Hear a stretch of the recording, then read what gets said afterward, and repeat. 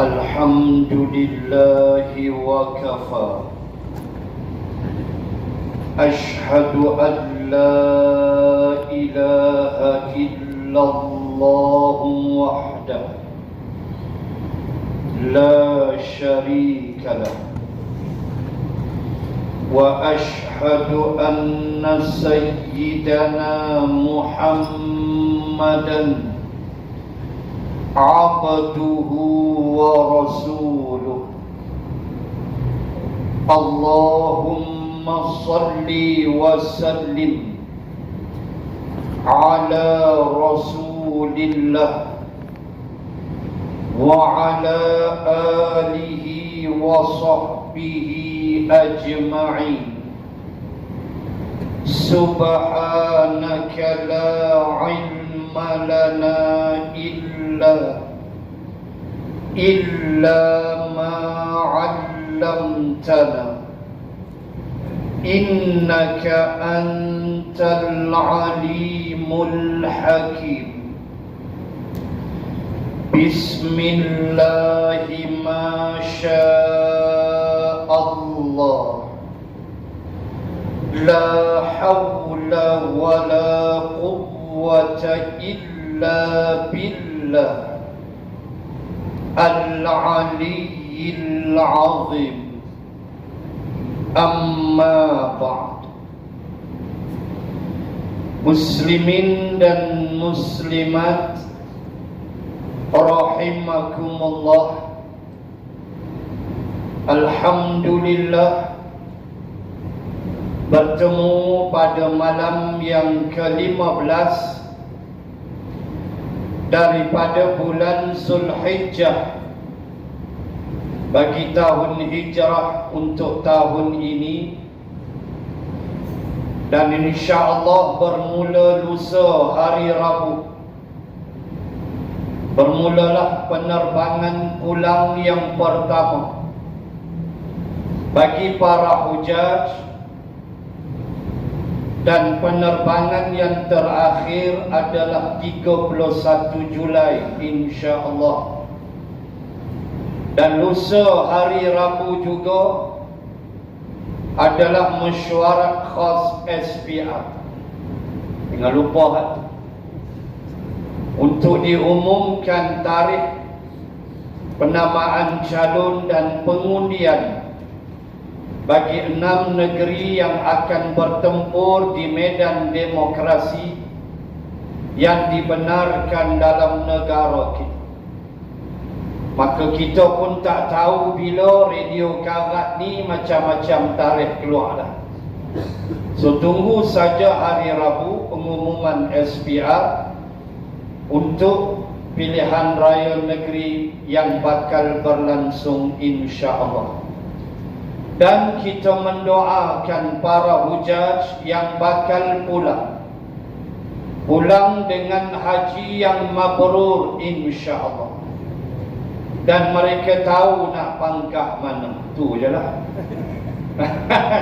Dengan duk mabrur pangkah tak apa-apa. Mereka tahulah apa yang mereka nak pilih insya-Allah.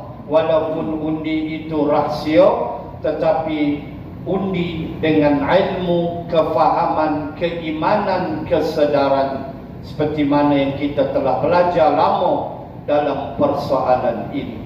InsyaAllah, semoga Allah memudahkan segala-galanya. Baik, kita sambung perkara yang ke-12, muka surat 310.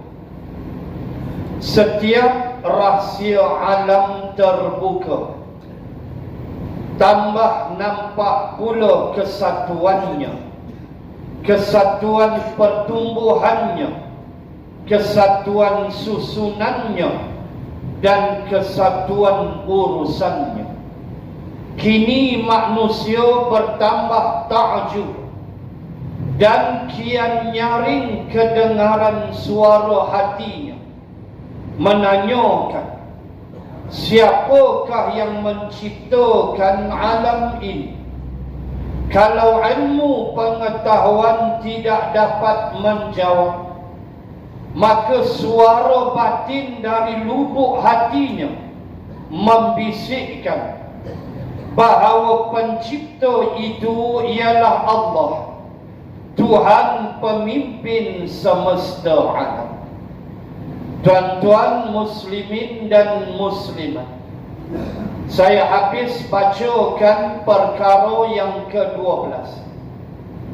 Dan kalau ada masa, kita masuk tajuk kecil yang baru, di mana perkara yang ke-12 jelas menunjukkan bahawa hati kecil manusia pasti akan berkata bahawa pencipta bagi segala-galanya adalah Allah Subhanahu wa ta'ala.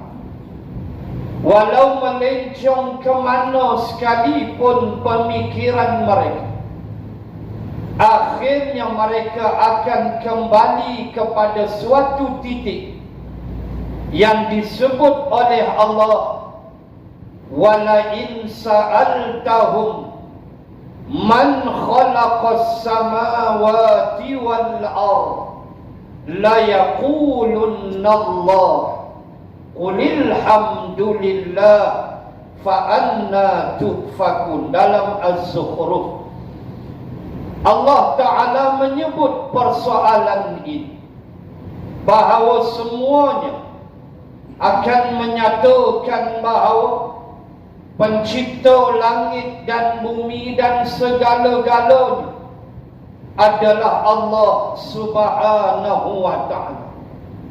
Sebab itulah orang-orang yang beriman mestilah memahami dan meletakkan di dalam diri kita masing-masing betapa Allah zat yang maha gagah, zat yang maha perkasa, zat yang melakukan apa saja yang tiada makhluk boleh menghalangnya.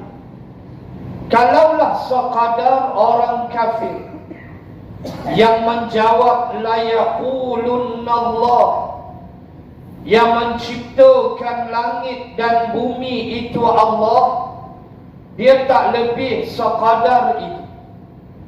Tentulah kita mesti faham, sebagai seorang Islam dan orang yang beriman kepada Allah, mestilah kita merasakan Allah ini amat dekat dengan kita. Wa nahnu aqrabu ilaihi min hablil warid.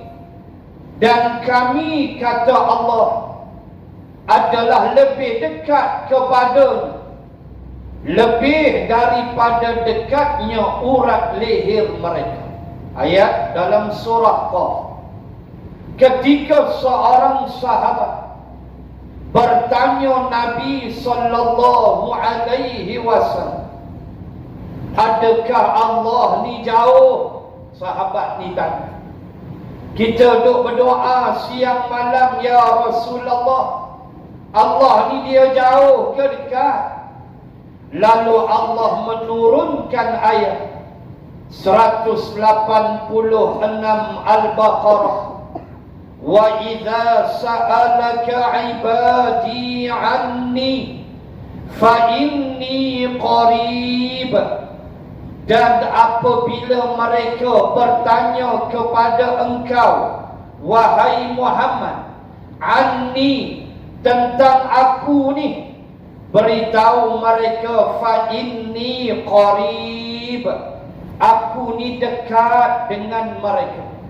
Ujibu da'watad da'i idza da'a, dan aku memperkenankan doa orang yang berdoa kepada aku.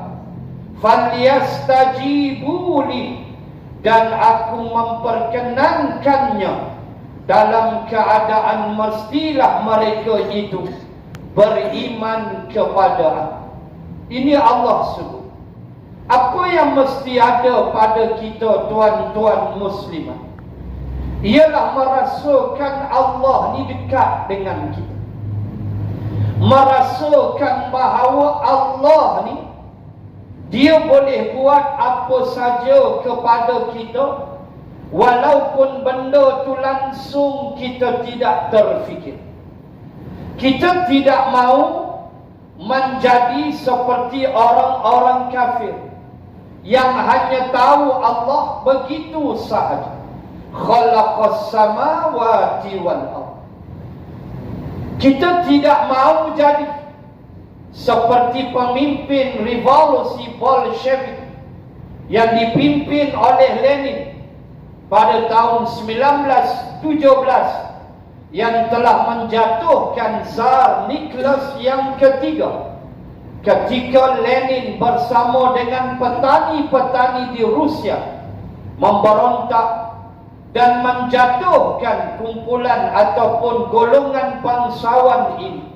Lalu Tsar Nicholas yang ketiga tumbang dan semua mereka dihukum bunuh oleh Lenin.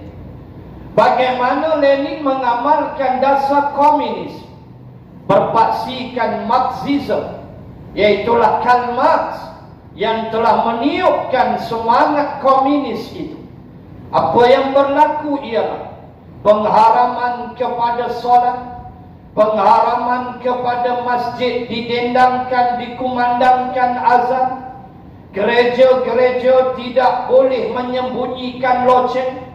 Pendek kata, Lenin berpegang sungguh kepada teori Karl Marx, agama adalah candu masyarakat. Agama ni menghayalkan masyarakat, candu. Ini agama, kata Karl Marx. Lalu Lenin pegang sungguh. Tapi apa yang berlaku muslimin dan muslimah, ketika Lenin nak mati, anak perempuan dia menceritakan bagaimana Lenin mengarahkan masjid untuk mengumandangkan azan yang telah dia larang puluhan tahun. Basah aja muka dengan wudu, pegang aja Quran, bunuh. Tu Lenin. Dia nak mati, dia perintahkan anak dia, pesan menteri-menteri dia, tolong kumandangkan azan walaupun waktu tu tak masuk waktu lagi. Tolong bunyikan loceng-loceng gereja. Lalu anak perempuannya bertanya, kenapa wahai ayah? Lenin menjawab, aku telah melihat Tuhan. Dan nak mampu ya, baru nak jumpa Allah, baru nak ingat Tuhan. Kita tak mau jadi macam tu, tuan-tuan. Kita Allah takdirkan jadi orang Islam sejak azali. Dalam ilmu Allah yang qadir, kita mesti bertindak mengolah Islam dan keimanan kita jadi padu elok, supaya kita dengan Allah ni tidak jauh, supaya kita sentiasa apabila membaca Al-Quran kita nampak Allah Subhanahu wa ta'ala. Di antaranya perkara mudah, kalau boleh saya sebut, wa ma tadri nafsun bi ayyi ardin tamut. Ayat terakhir daripada surah Luqman, ayat 34 nak penghabis di bawah tu. Allah Ta'ala sebut, ini orang beriman, pasak sungguh-sungguh bubuh dalam otak kita apa dia? Wa ma tadri nafsun. Sebelum tu, wa ma tadri nafsun an taksibu ghadan. Tak ada satu manusia pun, kata Allah, yang bakal mengetahui, yang akan tahu apa yang akan dia buat ghadan. Ghadan makna esok, hari besok. Tak tahu kita sama ada baik ataupun buruk. Besok nak breakfast apa, tak tahu. Hati kata mungkin nak breakfast lontong, pergi ubah selera, tiba roti canai. Tengok bagus punya sarang burung, Wati canai, sarang buruk, kanser, lontong. Ni Allah sebut. Tak ada seorang tahu apa dia nak buat besok. Allah aja maha mengetahui. Dan tak ada seorang pun tahu, kata Allah. Wa ma tadri nafsun, tak ada satu jiwa pun tahu bi ayyi ardin tamut, bumi mana dia nak habis nyawa, tak tahu. Tuan, ambil ayat ni pasak dalam minda kita. Contoh-contoh yang ada di sekeliling kita adalah perkara yang menambah ketakutan kita kepada Allah.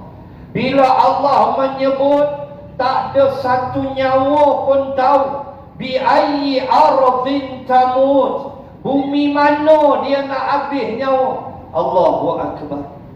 4 orang jemaah haji Malaysia meninggal dunia. Tahu ke mereka nak meninggal di Makkah? Tak tahu.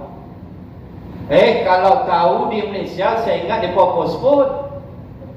Kalau tahulah, kan, kalau tahu nak mati sana, saya ingat jumpa tabur haji dah postpone. Tak mau pergi pergi 6 tahun lagi ke. Sebab dah tahu. Tak tahu.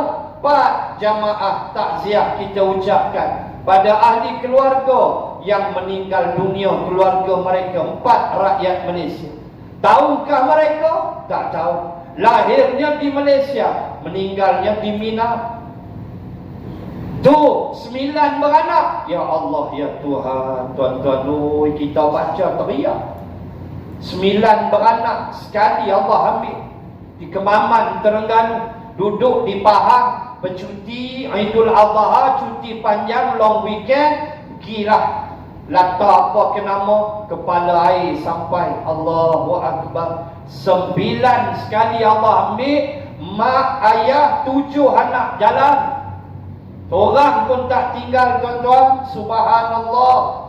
Yang sebelum tu, 2-3 hari sebelum ke ni, di Sungai Kelantan, Pak Nakan, anak Nakan dengan baby umur 14 bulan. Pak Nakan dengan bini dia, anak Nakan umur 10 tahun, baby umur 14 bulan. Bawa bot susur Sungai Kelantan, menyusuri Sungai Kelantan, bot. Tiba-tiba enjin mati. Enjin bot mati tengah laju. Bayang tuan-tuan, enjin mati tengah laju. Kalau kereta macam mana? Maka mereka di Sungai Kelantan buang jawab. Life jacket tak pakai. Yang selamat baby 14 bulan. Itu dia, tuan-tuan. Allah selamatkan baby itu 14 bulan. Yang lain habis. Hari ni tadi baru jumpa 2 lagi main. Isteri awal lagi dapat terapung. Yang 2 orang lagi hari ni baru jumpa. Itu yang Sungai Kelantan. Ni 9 sekali. Kita tak tahu. Duduk di Pahang, meninggal di Terengganu. Jaga.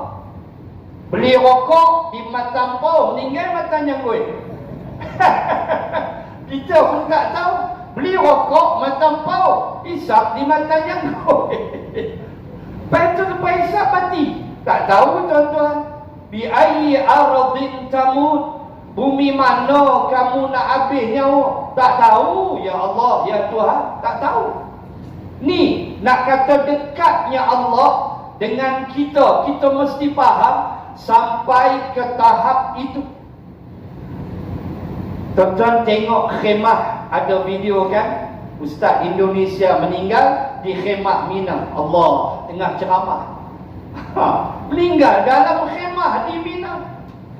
Tengah ceramah bagus, keras-keras tumbang habis. Oi tuan-tuan, kita tak tahu dia nak datang. Itu dia panggil kematian yang dicemburui. Ada satu kematian yang dibeli. Yang tu adalah kapal Titan milik Ocean Gate. Itu kematian yang dibeli.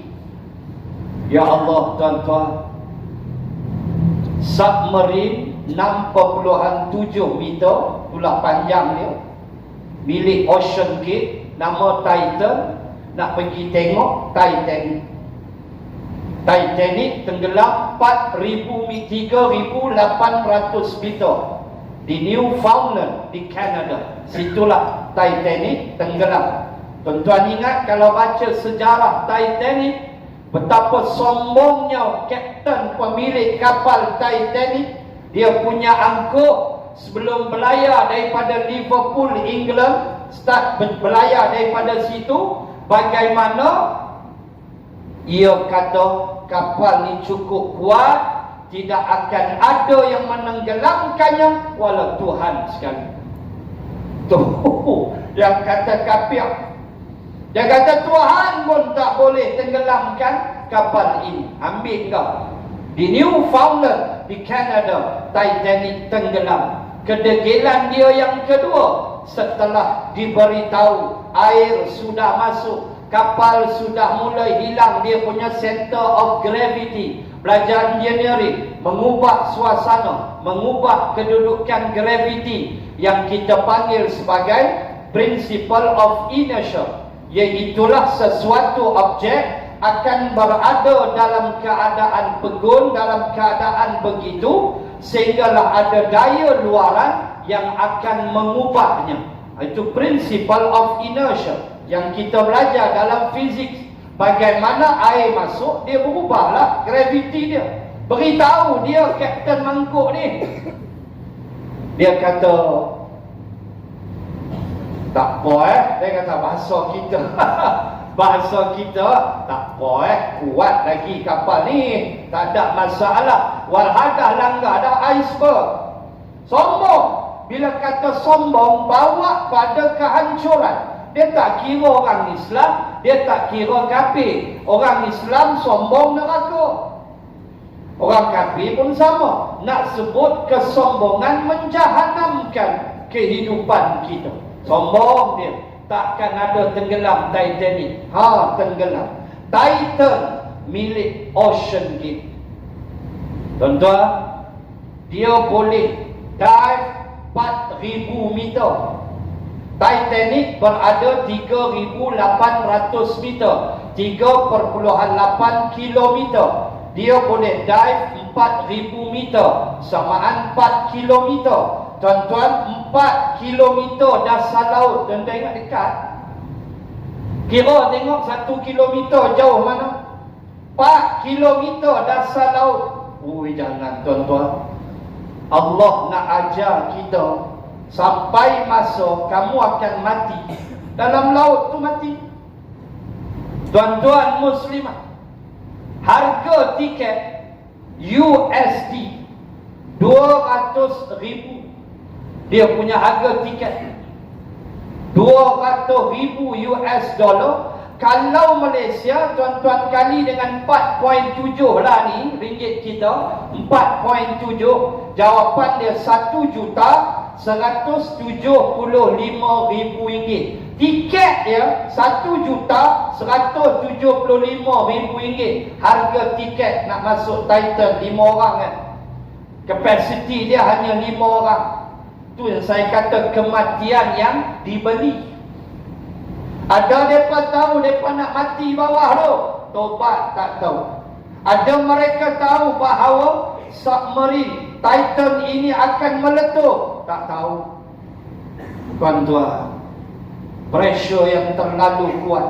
Gas, udara hanya boleh bertahan selama 96 jam. Untuk kapasiti 5 passenger tu, udara oksigen dalam submarine Titan ini hanya boleh bertahan 96 jam.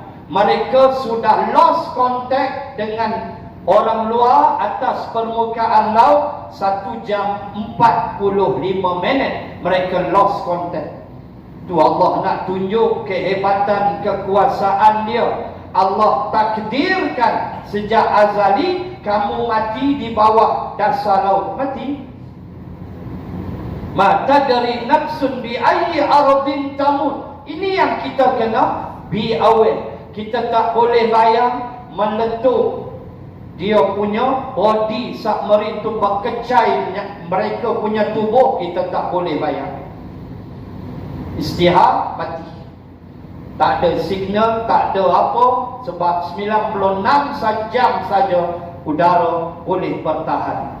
Samalah kalau tuan-tuan tengok satu filem UB-40, itulah submarin Rusia dalam peperangan World War II. Itu kisah benar. Bagaimana mereka juga hancur, mereka juga akhirnya meletup submarin mereka. Mati, no? Itu dalam kisah benar Perang Dunia Kedua. Difilmkan UB-40 ke apa tak silap saya nama filem, ataupun B-40, begitulah nama submarin itu. UB-40 geng nyanyi, B-40 iaitulah kumpulan bawah sikit pada T20. Tuan-tuan muslimin dan muslimat sekalian, kita nak sebut jangan lupa Allah. Keliling kita semua menunjukkan cerita Allah Maha Gagah. Dia nak buat apa dia buat. Tak ada siapa nak menyangka akan meletup submarin, akan lemas di kemaman Terengganu. Tak ada. Semua datang dengan happy, dengan seronok, anak beranak. Allah angkut sekali satu liang lahat 9 orang. Tu pada lagi tak jumpa tu. Moga Allah memudahkan pencarian pasukan penyelamat. Untuk sebut kepada kita, jangan kita fikir Allah ini terlepas daripada kita. Begitu. Sebab itu dalam Quran, wa mallahu bighafilin amma ta'malu. Allah tidak pernah lalai daripada apa yang kamu lakukan. Maka poinnya ialah kita mestilah sedar ke diri. Kita jadi punah sebab kita tak sedar ke diri. Ya ayyuhan nas, wahai manusia, sekiranya kamu raiba minal ba'thi, kamu merasa ragu tentang hari kebangkitan, maka aku nak beritahu, kata Allah, fa inna khalaqnakum min turabin thumma min nutfah thumma min 'alaqah thumma min mudghah. Tuan-tuan baca ayat tu panjang, ayat 5 suratul Haji. Allah Ta'ala ajar, Muhammad, manusia, Allah sebut dengan ya ayyuhan nas, in kuntum fi raibin minal ba'thi. Kalaulah kamu manusia meragu-ragu atau rasa tidak pasti tentang adanya hari kiamat, aku nak beritahu kamu, kata Allah, aku cipta kamu daripada tanah, daripada air mani, daripada darah dan juga daging. Aku cipta kamu stage by stage. Kenapa Allah sebut begitu? Supaya kita sedar ke diri, supaya kita faham Allah Ta'ala boleh tak buat kita seketui lagu ni, ya? Boleh. Tapi Allah buat kita stage by stage. Keluar yukhrijukum tifla thumma litabalughu ashuddakum thumma litakunu syuyukha. Allah Ta'ala sebut, aku keluarkan kamu menjadi tifla. Tifla baby, at-tafal jamak baby. Kanak-kanak, bayi, bukan kanak-kanak, bayi. Iaitulah budak kecil yang baru lahir, tifla. Kemudian aku besarkan kamu jadi dewasa. Thumma litakunu syuyukha. Kemudian aku kembalikan kamu, aku jadikan kamu tua bangka. Kalau tak dah letih, kena terajang dengan lembu korban. Tu lah, tak larat dah. Jauh-jauh kita kan, bagi orang muda, kita ni veteran, jauh-jauh nyorok belakang pokok isok. Tu pandai lah kita. Bagilah orang muda, kita dah tak larat dah. Pegang kaki lembu lagi, dia karate kita. Dia terajang, punah kita. Tahun ni tak berapa banyak pula video terajang lembu. Yang ada video sembelih bangkai tu. Bangkai lah tuan-tuan tu, sembelih apa, mati lah tu. Meleleh hayat liok, tak boleh makan lah tu bangkai. Allahu Akbar, pi jerut teruk sangat lembu tu pun. Yang sembelih tu pun takkan tak perasan. Bangkai dah tu. Allah, kesian kita. Dalam keadaan kita mesti faham bahawa Allah kembalikan kita sampai tahap syuyukha. Iaitulah tua, tak larat, letih, tapi wokok steady. Yang tu jangan kata apa, walau setua mana sekali. Ingat Allah sampai ke tahap itu kita, supaya kita faham proses-proses kehidupan kita ini adalah sesuatu yang mengajar kita bahawa kita punya zat yang maha zat, nama dia Allah, dan kita mesti jadi hamba dia yang tak boleh cakap banyak, yang mesti patuh kepada perintah dan arahan dia. Begitu simple. Cuma manusia begitulah. Bila dah macam ni, dulu apa yang kita tak risau. Dan lah dah bebas dah, tak payah bertopeng dah. Dulu bertopeng, sebelum nak masuk kena angguk dulu dekat kayu putih dulu. Check temperature dulu. Mesti below 37 degree Celsius. Kalau above, jawab dia kena kona balik, demam. Dia kepala suak 37, 36. Keluar pula pada kereta hangat boh 45, kena halau lalu. Kereta parking jauh, panas dahi, kena 45, kena halau. Oi, waktu tu semayang berjaga, waktu tu punya takut, salam pun tak ada. Lagu ni lah dah jadi tak tahu nak kata apa lagu ni. Buat macam mana? Tak boleh salam, tak boleh itu. Waktu tu punya risau, punya takut, macam-macam perasaan. Habis-habis hilang COVID, panggil penyanyi LGBT. Itu perangai manusia lupa, manusia lalai. Allah punya hukum kita dengan macam-macam benda bagi kita ingat. Mau sihat elok lagu ni, masjid mula tak berapa nak main. Mula dah elok bagi bebas, dia jadi lihat, dia ingat COVID tu banyak lagi, duk pakai topeng lagi, masjid pun tak berapa nak singgah. Tuan-tuan muslimin muslimat, apabila ini berlaku, apa yang kita bimbang, Allah Ta'ala sebut dah di awal ayat Al-Kursi, Allah kata aku ini mengantuk tidak, tidur pun tidak. Pegang hak tu sudah. Makna sentiasa Allah memerhati kita, sentiasa Allah menghukum kalaulah kita ini berada dalam situasi yang tidak Allah suka dan tidak dia redai. Maka bila disebut dalam perkara 12 ini bahawa akhirnya bertemulah dengan jawapan iaitu Allah, maka kita orang beriman tentulah mesti lebih advance daripada non-Muslim yang hanya melihat bahawa Allah pencipta langit dan bumi sahaja. Kita mestilah lebih advance. Kita tak boleh dah duduk takut lama. Orang baca Quran aja kutuk, orang baca Quran aja OIC kutuk, JKKK pun boleh. Makin biadab puak-puak ni. Ni baru ni bakal Quran lagi.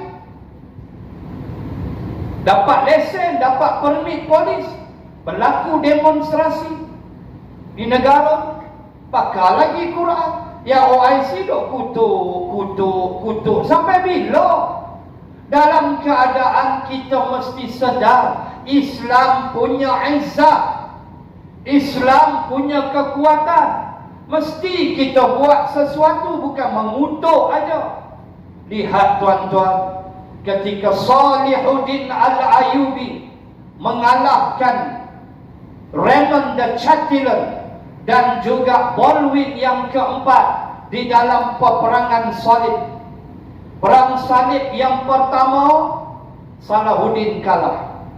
Itulah pada 25 November 1187.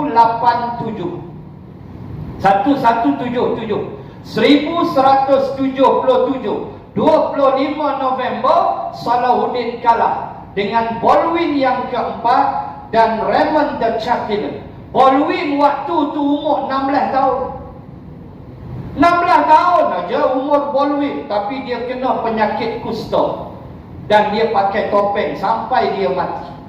yang waktu tu Baldwin menguasai Baitul Maqdis.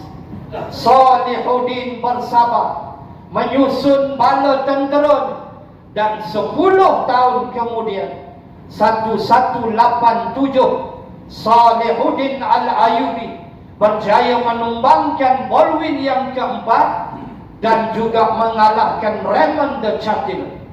Bagaimana Raymond telah dipanggil masuk, ini izzah, ini kekuatan.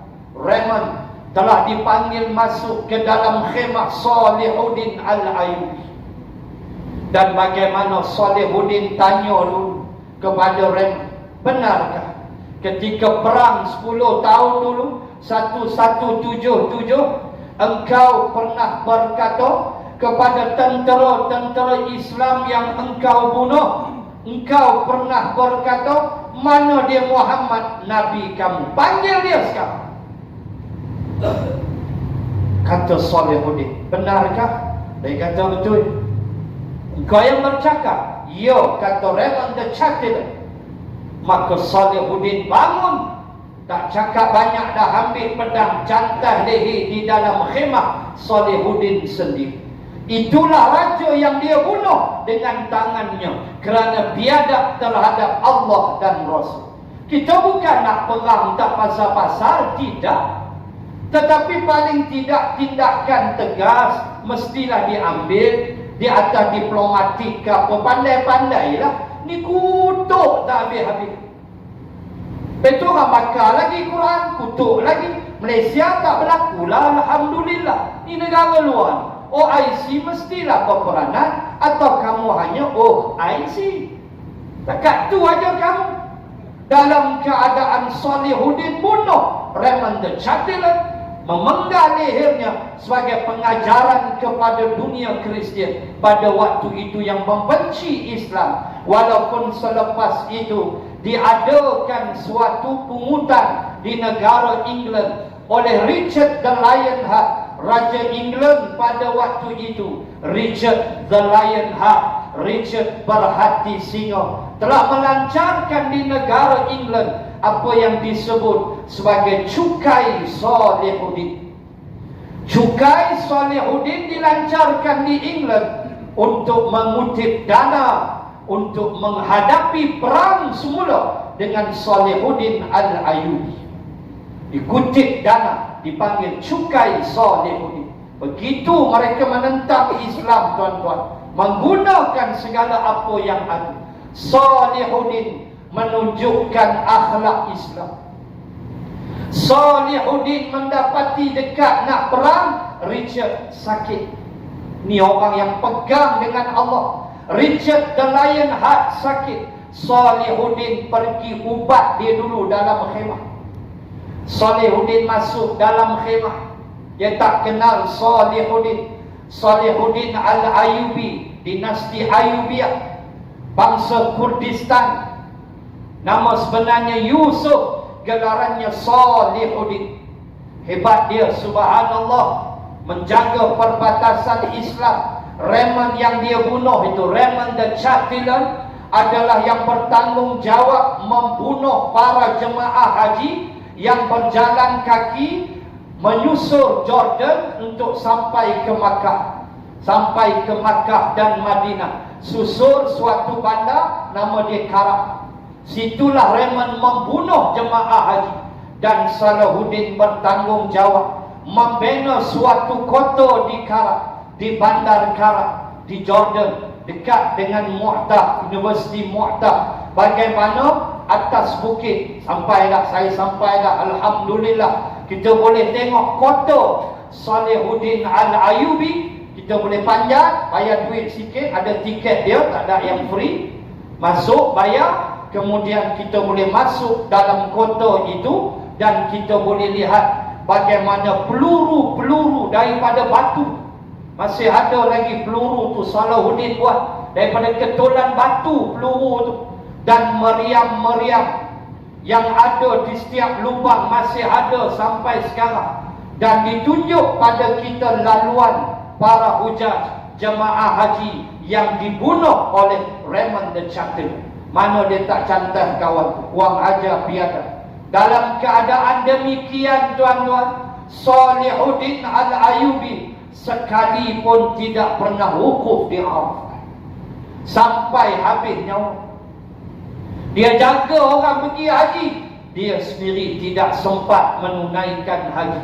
Ketika dia meninggal dunia, Salihuddin hanya meninggalkan 5 dirham, 5 dinar maaf, 5 dinar sahaja dalam peti simpanan. Tak cukup untuk beli kain kapat, tak cukup. Maka menteri dia kolek duit untuk beri, buat pembiayaan memandikan jasad yang mulia Salihuddin Al-Ayyubi. Allahu Akbar. Tuan-tuan, orang beriman dalam keadaan Richard sakit, Salihuddin ni dia tabib, dia doktor, dia pandai ubat-ubat, dia reti, dia belajar. Maka dia jampi-jampi lah sikit. Umur dia 11 tahun, dia hafal Quran lah. Salihuddin Al-Ayyubi hafal Quran sejak kecil. Ilmu tu datang kemudian, Quran dulu dia hafal. Itu memang kaedah zaman dulu, dan itulah kaedah yang diterapkan supaya seimbang dunia dan paling penting negeri akhirat. Maka Salihuddin ubat, Richard tak perasan, itulah Salihuddin. Lalu ketika dia perasan, itulah Salihuddin. Berdasarkan cincin yang Salihuddin pakai, ketika menjampi dia di hadapan mukanya, di hadapan wajah Richard, dia jampi dan dia goyang. Cincin tu dia nampak saja, dia bagi goyang. Maka Richard melompat daripada katil dia, terus jadi sihat. Lalu kata pada Salihuddin, "Kau kah Salihuddin?" Kata, "Aku." "Yang kau nak lawan cukai Salihuddin ni kau kutip, ni aku. Cuma aku tak isap apa." Tu dia tak abang lah. Akulah Salihuddin. "Kenapa kau tak bunuh aku?" kata Richard. "Hei, aku ni orang Islam. Allah Nabi ajar aku bahawa kami ni orang Islam, kalau nak perang, lawan elok. Bukan mencuri-curi, mencucuk-cucuk tak belakang, tak ada. Kau dah aku tengok sihat, muka merah elok dah. Jumpa aku di lembah Hittin." Tu yang berlaku peperangan Hittin. Di lembah Hittin antara Salihuddin dan Richard the Lionheart, yang akhirnya Richard semacam terasap, tak mampu dah nak lawan. Akhirnya Richard mengajak kepada perdamaian, dan syarat itulah yang Salihuddin tidak boleh terima. Apa dia? Perdamaian dalam bentuk perkahwinan, iaitu Richard menawarkan adik dia, John of England, bukan John of Arc, yang tu Perancis, John of England, untuk dikawinkan dengan adik lelaki Salihuddin Al-Ayyubi. Maka Salihuddin tidak menerimanya, kerana di sana berlaku pertembungan agama, dan mahar perkahwinannya ialah Baitul Maqdis. Nak berdamai tak larat lah. Puak tu lagu tu lah, dia dah lembek, dah lemah, dia carilah. Kan, dia nak berdamai lah. Dia dah kuat, mampu dia terajang kita lagu tu. Perangai serupa Richard the Lionheart lah. Dia dah kalah teruk. Perang Hittin memang memalukan Richard. Maka ajak berdamai. Oh, tak boleh, kata Salihuddin. Perang lagi. Akhirnya cabut lari Richard, lari balik gitu lah. Hati singa tek kucing. Richard the Lionheart konon. Kalau tuan-tuan baca buku-buku yang dikarang oleh sarjana Inggeris, mereka angkat Richard ni, ya Karim, hebat sungguhlah Richard. Coba baca buku karangan ulama Islam tentang Richard. Penakut nak mampu. Berdamai dalam keadaan tak kena gaya, menjadikan Baitul Maqdis kononnya mahar perkahwinan, ditolak oleh Salihuddin, dan perang berlanjutan sampailah dia lari pulang ke England. Tuan-tuan, ni nak sebut musuh Allah gitu. Kita duk biar kutuk tak habis-habis. Sampai bila? Hari tu bakar dah. Ni bakar lagi. Sakit hati kita, tuan-tuan. Kita tak pernah ganggu, tak pernah kacau. Kita apa-apa nak baca tak ada. Kita pegang apa Nabi ajar, kebebasan beragama. Tapi itulah sifat melampau mereka. Tuan-tuan, muslimin dan muslimat, kita mesti faham, bila disebut Allah zat yang maha zat, jangan rasa Allah jauh daripada kita. Jangan. Rasalah Allah dekat dengan kita. Dan kita mesti ingat apa yang saya sebut tadi, terutama dalam bab kematian. Tidakkah itu yang pernah disebut oleh Imam Al-Ghazali, yang paling dekat denganmu ialah mati, yang paling jauh darimu ialah waktu. Masa yang telah berlalu itu yang paling jauh, yang paling dekat denganmu ialah mati. Ingat Allah sebut, huwallazi yuhyi wa yumiit.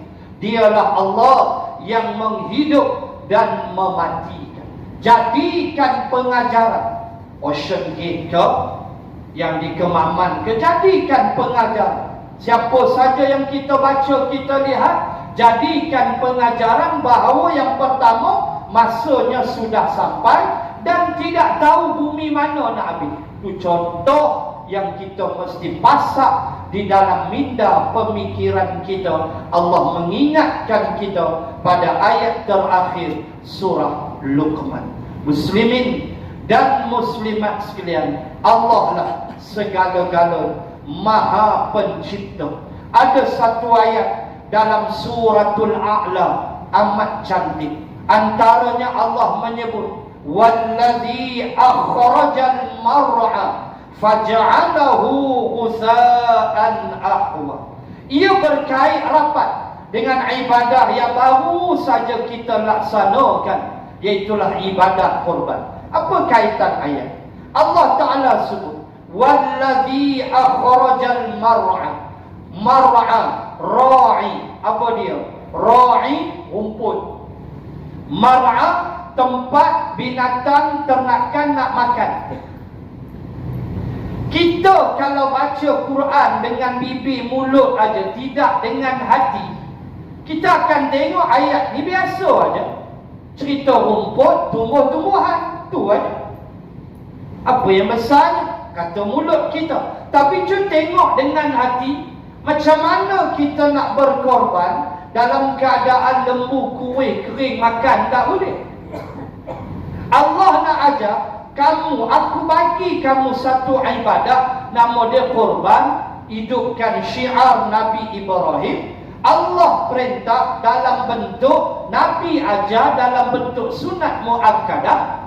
Bagi kita mazhab Asy-Syafi'i, Rasulullah tiap-tiap tahun berkorban. Rasulullah tiap-tiap tahun berkorban. Allahu Akbar.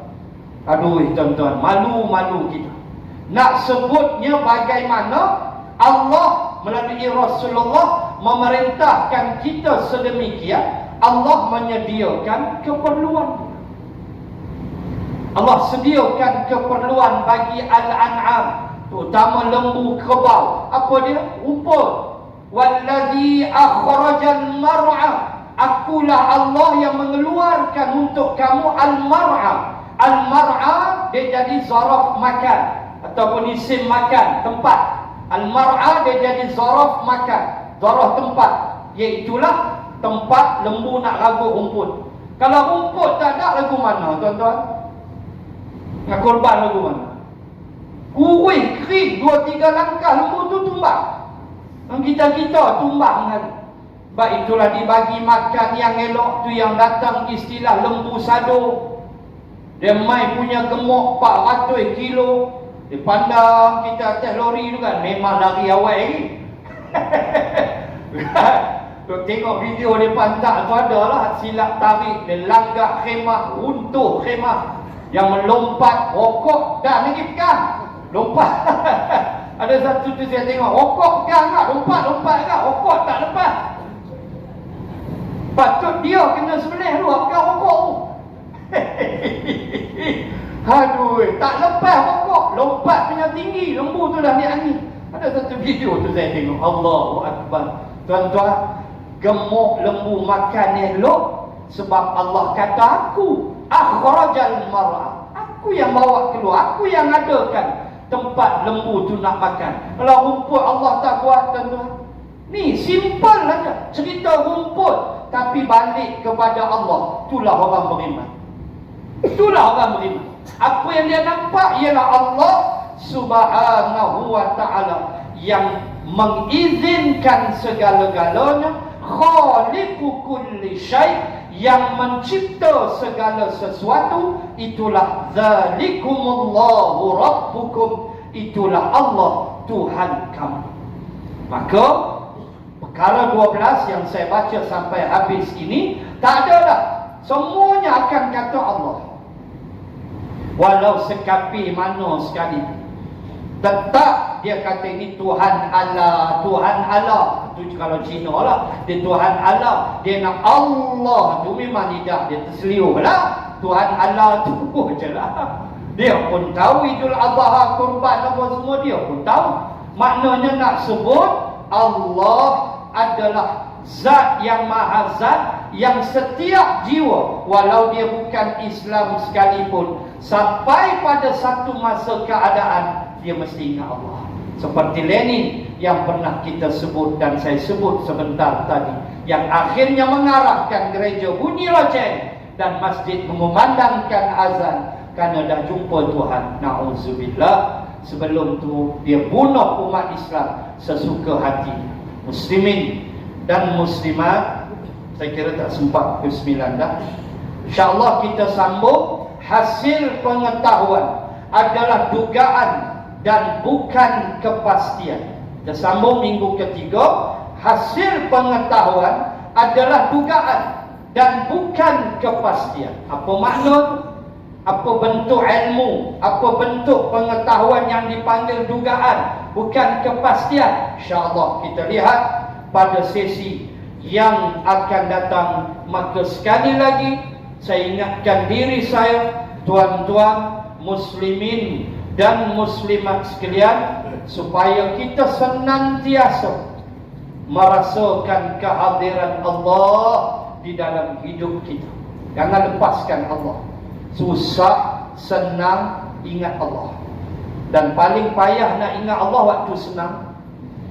Itu waktu senanglah paling susah nak ingat Allah. Tidakkah itu yang diucapkan oleh Abu Bakrin, yang diucapkan oleh Omar ketika harta Madinah menggunung, ketika Abu Ubaidah pulang membawa hasil yang banyak daripada Bahrain, daripada negara yang berada di bawah perlindungan Madinah, di bawah Omar pada waktu itu.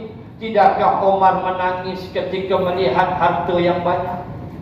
Tidakkah Abu Bakrin menangis ketika melihat umat Islam mula senang sikit, sambil dia berkata, alangkah payahnya apabila ini berlaku. Dulu kami susah, kami ragut, kami makan daun-daun kayu, kata Abu Bakrin, ketika kami di pulau di bumi Makkah. Kami tak punya apa-apa kerana menyebut ayyaqula rabbi Allah, Tuhan adalah Allah. Kami di pulau ragut makan daun-daun kayu, sehingga Sa'ad bin Abi Waqqas menyatakan lebam-lebam dan bengkak bibir-bibir kami kerana banyaknya mengunyah daun-daun selama 3 tahun kena pulau dengan Abu Lahab and the gang. Allahu Akbar. Sekarang sudah senang, kata Umar. Aku takut, aku tak ingat, aku lupa kepada Allah. Ucapan Abu Bakrin, ucapan Umar ini mengajar kita apa dia? Iaitulah waktu senang itulah yang kita kena terlalu berhati-hati, sebab takut lupa Allah. Waktu susah, waktu pakai gerek, tak azan lagi duk sah depan gerek, rokok minta kat orang. Waktu tu tiba-tiba dia main rezeki, tanah dia orang buat airport kulit. Faham? Tanah dia orang buat airport. Apa jadi? Tanah orang dah ambil. Jangan kata Proton, BMW tuan-tuan. Waktu tu padang golf rumah, padang golf rumah, handicap jangan tanya berapa. Hebat. Pukul itu masuk lalu, tak isak dah rokok, cerut. Made in Cuba. Lupa dah jalan ke masjid, lupa dah. Itu yang kita takut, tuan-tuan. Itu yang kita takut. Sebab itu dalam kitab Hikam disebut oleh Imam Ibnu Athaillah, Allah akan bagi sesuai dengan kamu. Kita minta macam-macam kan, Allah akan bagi. Dia tahu, dia maha tahu, dia bagi hak milik kau. Maka dia bagi kat kita sesuai dengan kita. Tu kasih Allah. Oi, takut kita terlingkup, tuan-tuan. Boleh BMW cakap orang putih lalu isap pun oi cerut. Oh, you know, this coming election, you know, I'm going to be Chief Minister of Penang, you know. Bertanding pun tidak anak jadi apa? Tak ada pasal.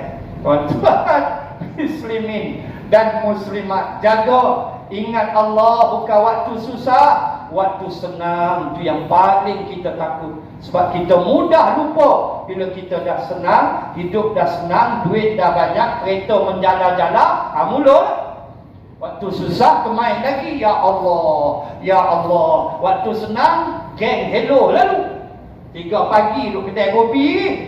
Aduh, tuan-tuan, takut kita diuji sedemikian rupa. Takut, tuan-tuan.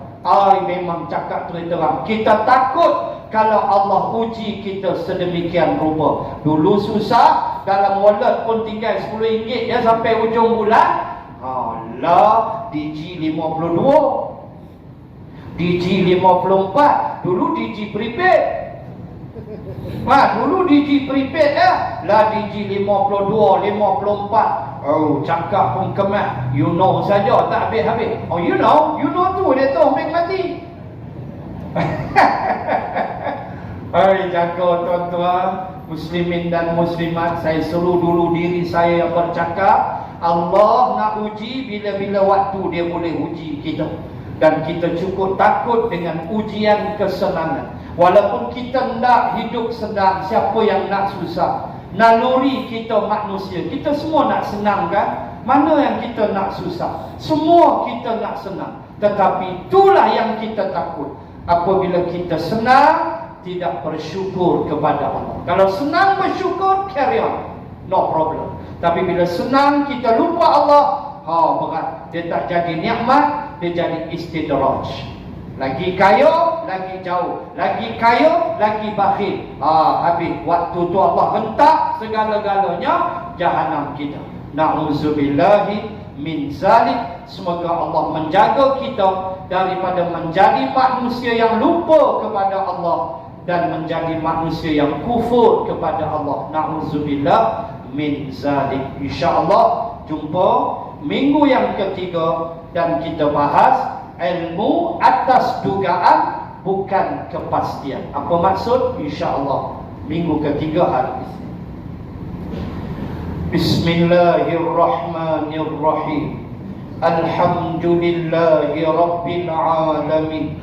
Assalatu wassalam ala Rasulillah wa ala alihi wa sahbihi ajma'in. Allahumma zidna ilman warzuqna fahman. Allahumma rzuqna fahman nabiyyin wa hifzal mursalin. Allahumma ij'al jam'ana hadha jam'an marhuma wa tafarruqana min ba'di tafarruqan ma'suma. Rabbana atina fid dunya hasanah wa fil akhirati hasanah wa qina adzaban nar. Wa sallallahu ala rasulillah wa ala alihi wa sahbihi wa baraka wa sallam. Walhamdulillahi rabbil alamin. Subhanakallahumma wa bihamdik nashhadu an la ilaha illa ant wa nastaghfiruka wa natubu ilaik. Allahu ta'ala a'lam. Assalamu alaikum warahmatullahi wabarakatuh.